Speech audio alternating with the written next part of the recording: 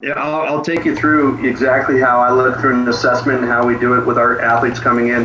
But first and foremost is, questionnaire. I want to get an idea of what your off-season been like, what your training history been like, what your injury history been like, because, those conversations open up so many things.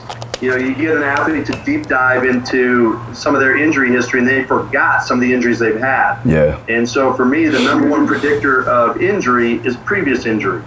So questionnaire off the bat is critical. After that, doing a hybrid assessment, people will do FMS.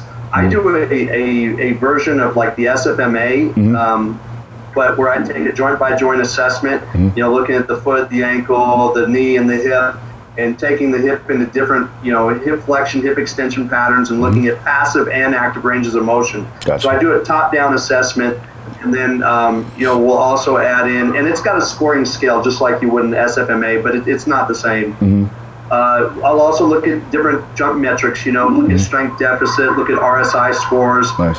We do have force plates in Landow Performance, so we look at left to right, we look at the RSI scores, we look at the different power outputs and the braking forces. So we're trying to look under the hood a little bit more with the athletes, but also understanding that a lot of those assessments, they get better in time. So you might see a major imbalance the first couple times you do it, but as the athlete starts to learn the skill, they get better at it, just like an FMS. Yeah. We'll also, test with the GymAware. We'll get a nice idea of maybe at different RM values of what their watts output are, lower body, upper body. And then, I'd say as the training goes, we also look at, different, RM factors in the weight room. To me, you're always assessing and you're always testing, if you will. Last part of that, if it's like combine, if they're doing combine prep here at the facility, they're doing the vert, the broad, the shuttles, the L's, and the 40.